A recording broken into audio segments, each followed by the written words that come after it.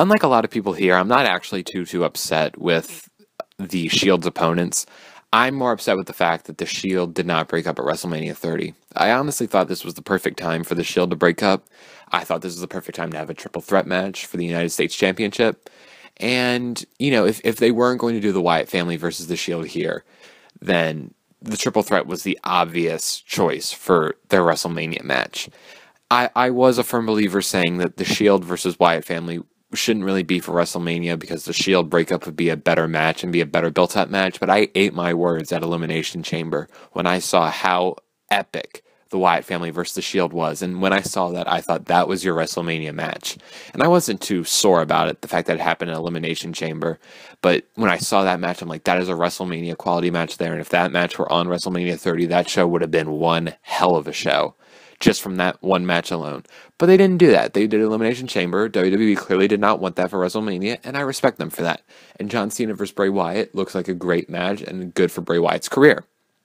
That being said, I thought a triple threat match with the Shield would be a great idea, and it would give Dean Ambrose the title defense at WrestleMania 30, so, a mid-card title could be defended, and, you get all three members of the Shield to highlight, highlight their best stats, highlight their good abilities, highlight what they're good at, highlight their character. And they could easily do that in a triple threat match. I understand the issue with that is having two triple threat matches on the same card, but honestly, I don't think a lot of fans would have minded that. I understand WWE's concern, but I honestly don't see too many fans getting sore over two triple threat matches. That being said, we have the Shield versus Kane and the New Age Outlaws.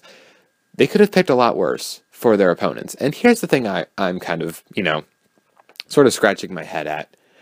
Last year at WrestleMania 29, the Shield faced Randy Orton, Sheamus, and The Big Show. Nothing against those three guys, but what do they have in common? They were literally just three guys who said, yeah, we're going to beat the Shield. That was it. There was nothing to it. At least Kane and the New Age Outlaws, at least that team makes sense. The only reason people are so upset about that is the fact that Kane and the New Age Outlaws are older wrestlers. Kane has slowed down his in-ring career and he's more of the corporate role. And the New Age Outlaws, kind of the same thing. They're older now and they have a more corporate role. The only reason people are upset is that they don't think they'll have that great of a match. I think they're going to have an amazing match. I shouldn't say amazing like, 5-star classic. I think it's going to be a very, very good match and a very enjoyable match. The Shield, as we all know, are great in the ring. Every single one of them are absolutely amazing, and they can make any match good. And it's not like they're working with sandbags here. Kane is a very, very good wrestler, and the New Age Outlaws look great. In their last few tag team matches, I know their matches with the Usos have been kind of clunky, but, they can still wrestle, and Billy Gunn is still going at it, and he's still going great, and then Road Dogg is still doing pretty well, too. So I don't see, too much concern with this match. I expect the Shield to win, just because, there's no reason for Kane and the New Age Outlaws to win. The Shield will definitely win this match. And, regardless of whether they break up soon after that or not, is pretty much, I don't really care about that, too much. I think the Shield has run their course, but I'd like to see them continue on for another few months. Yeah, I would. I really would like to see that, but if the Shield break up shortly after, I'm not too upset about that. Maybe at Extreme Rules we can get a triple threat.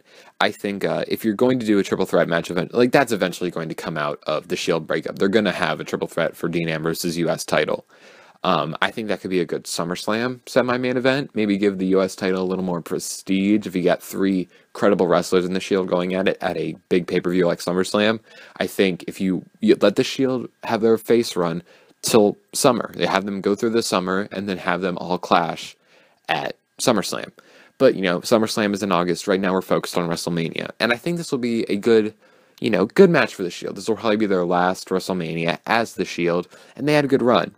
People didn't complain about their opponents last year who were just literally three guys wrapped together. This time this team makes sense. Sure, they're older, but I am not concerned at all about the match quality. It should be very, very good, and I'm much looking forward to the match.